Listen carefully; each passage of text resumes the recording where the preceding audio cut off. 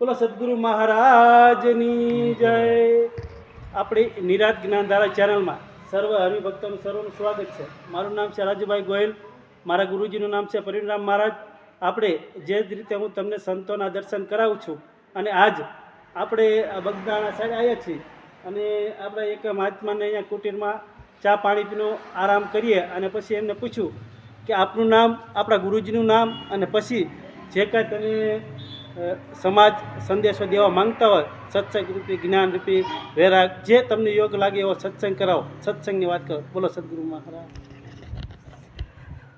ઓમ મહાનંદરાય નમી નમો સરસ્વત વિજય નમો નમઃ. સર્વપ્રથમ મારું નામ છે કાનદાસ કૃષ્ણ ચરણજીત. મારા ગુરુજીનું નામ છે રાધા માધવ ચરણજીત. અમારું નિવાસ સ્થાન છે બગદાણા રોડ ઉપર, ઠાડે ઠળિયાની વચ્ચે.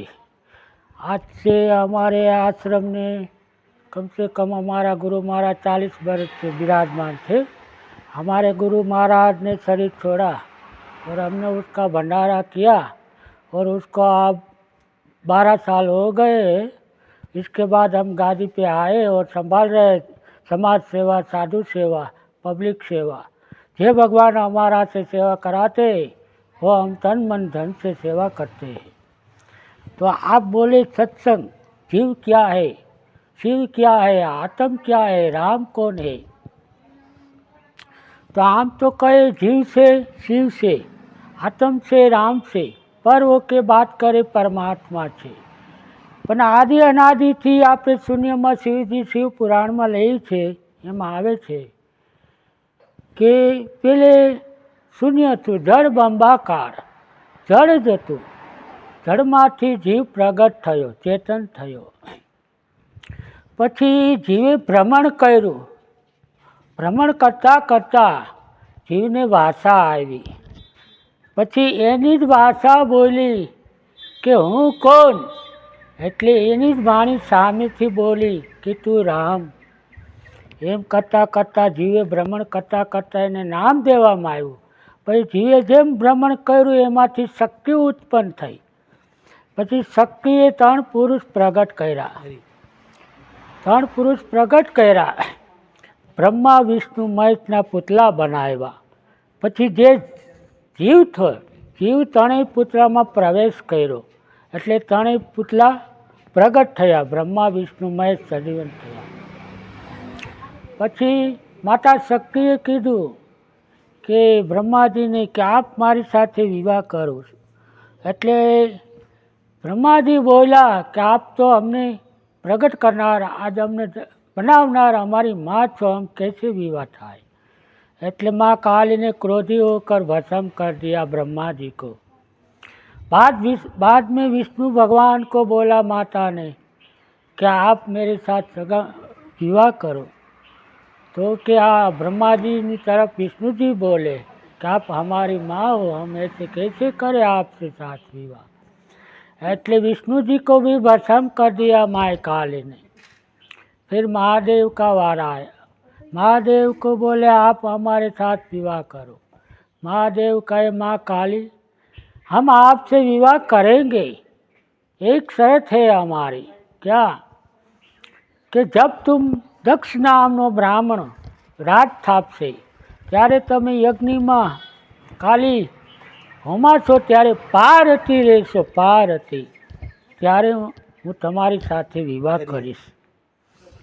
એટલે એમ કરી પછી કે હવે આ બ્રહ્મા અને વિષ્ણુને સજીવન કરો. પછી બ્રહ્મા વિષ્ણુને સજીવન કરી પંચનો વિસ્તાર થયો. શિવ શક્તિ બ્રહ્મા વિષ્ણુનો આદિ અનાદિથી. પછી આપણે અત્યારે માણસને શરીર છોડી દે છે એટલે લઈ જાય છે બોલો ભાઈ રામ, બોલો ભાઈ રામ. એ કોને કહે છે? અંદર જીવ રહ્યો છે એને. પેલા પ્રગટ થયો ને એને નામ દેવામાં આવ્યું ને, એટલે એને કહે છે કે તું રામ છો. આપણે લઈ જાય તો કહે ને રામ, બોલો ભાઈ રામ. કે આવો તો એમ કે આવો ભાઈ રામ એમ કહે છે. કોને કહે છે? જીવને કહે છે રામ. એટલે પહેલાં રામ જીવને નામ દેવામાં આવ્યું. રામ તો ઘણા સાધુ અવતારમાં ઘણા અવતાર થઈ ગયા. સતયુગમાં ઋષિમુનિઓ થયા, દ્વાપરમાં રાજાઓ થયા, ત્રેતામાં મહાભારત થયું, આ ચોથો યુગ આવ્યો કલિકાલ યુગ. તો કલિકાલ युग में क्या છે, આજથી 1974માં મોરબી નગર ઢેલડી નગર મોરબી આથી મચ્છુ ડેમ તૂટ્યો, ત્યાંથી આ કળયુગનું નિષ્કલંક મહાદેવના એંધાણ શરૂ થયા. હવે નિષ્કલંક અવતાર આવશે, ત્યાંથી આ બધા દેવાયત પંડિતજીએ જે આગમ ભાખ્યા, મોરબી નગરનું નામ છે ઢેલડી નગર, ત્યાંથી આ બધા આગમ દેવાયત પંડિતે ભાખ્યા છે એ શરૂ થયા છે કે નદીએ નહીં હોય નીર, હેમાળે કાંકરિયા તળાવે તંબુ તાણશે, પછી આ જળની ઉપર આસનવાસ છે, આવું બધું છે આ દેવાયત પંડિતની વાણી. એટલે ભગવાન જુનાગઢ દાગીના વાઘ છે, પરબે મીંડોળ છોડ છે, ભગવાન નિષ્કલંક અવતાર લેશે, કાયમ ધણી કાળીંગાને મારશે. હવે એમાં હું છે, કાળીંગો કોણ, કળયુગ કોણ? એક ઘરની અંદર માણસને પ્રેમ નથી, પાંચ ભાંડું, બે ભાઈને પ્રેમ નથી, મા દીકરાને પ્રેમ નથી, બેન ભાઈને પ્રેમ નથી, કલેશ છે. કલેશ છે એ કળયુગ છે. એ કળયુગમાં શું છે, અત્યારે કળયુગનું બહુ પ્રમાણ વધી ગયું છે અને આનો હવે નજીક સમય આવી ગયો છે.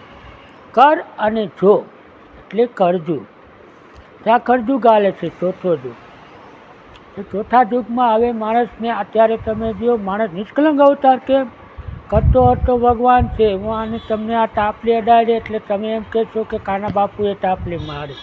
મેં નથી મારી, અંદર રહ્યો એને મારો, એને નામ નહીં આવે. આ ભગવાન નિષ્કલંક અવતાર એને આ બધું બમ બનાવીને, તોપ ફોડીને, ભૂકંપ કરીને, કોરોનો કરીને, આ લડાઈઓ કરીને, આ 13 ટોપી રાત ચાલશે, 13 ટોપી રાત પૂરી થશે, પછી આ હિમાલય છે ગંગા ઉતરશે, જળબંબાકાર થશે અને કળયુગનો વિનાશ થશે અને સતયુગ થપાશે.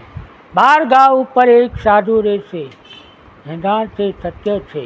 અને સાધુ જે સત્કર્મ કરેગે वो सत में रहेंगे. बाकी અત્યારે તો માણસ કર્મને આધીન છે, કર્મ પ્રધાન છે કળયુગમાં. જૈસા કર્મ કરો વૈસા ફલ દેંગે. આટલું કહી મારી વાણીને વિરામ આપું છું. જય શ્રી રામ, જય રામ. સરસ, આપણને મહારાજે થોડાકમાં ઘણું બધું સમજાવ્યું. સરસ. એક પ્રશ્ન ઉપર સત્સંગ કરીએ મહારાજ. એક સાખી છે કબીર સાહેબની, મન મરે માયા મરે, મરમર જાત શરીર, आशा तृष्णा ना मरे, गए दास कबीर. वाह भाई. वो क्या करे, जरा उस पर बात. માણસ છે ને મન સ્થિર નથી રાખી શકતો. મન મરવું કેમ જોઈએ કે ગાય હોય, ગાયના સિંગ ઉપર એક રાયનો દાણો રડી જાય એટલું માણસનું મન સ્થિર નથી થતું. મન મરતું નથી, મોહમાં જાય છે. એને મન કોને મર્યું કહેવાય કે જેને શુદ્ધિ નથી રહેતી. ભગવાન ઉપર એક તારો હોય છે, એને મન માર્યું કહેવાય, મોહ માર્યું. મોહ એટલે માયામાં એનો જીવ ન હોય, પૈસામાં, કમાં, હોમાં એને ભગવાન હારે લાગી ગયું. એટલે જે મન મરે, શરીર મરે, આશા તૃષ્ણા ન મરે. આશા તૃષ્ણા મરી ગઈ એ તરી ગયો. જેને આશા તૃષ્ણા અને મન માર્યું છે એ તરી ગયો છે, એ સાધુ છે. ને આ તો આપણા સદગુરુઓ પૂર્વના ચાલ્યા આવે છે, આ એના સંસ્કાર બોલે છે. આ અમને એના સત્કાર, આ સતના થાંભલા અમે થઈ ઊભા છીએ આ કળયુગમાં. નકા અમારો અત્યારે કોઈ ભાવ પૂછવાવાળો નથી, નહીં, કોઈ નહીં. એટલું અડાડ કળયુગ છે. હા, આટલું કહી. સરસ. મહારાજે આપણને થોડાકમાં ઘણું બધું સમજાયું અને સંદેશ ખરેખર આપણે સતયુગમાં આ જઈ રહીએ તો આપણો બચાવ કરી શકશું. મહારાજનું કહેવાનું એમ છે, કળયુગ છે એટલે કળયુગમાં કેવળ નામ આધારા. મહારાજનું કહેવાનું થાય. બોલો સદગુરુ મહારાજ, દાનદાસ મહારાજની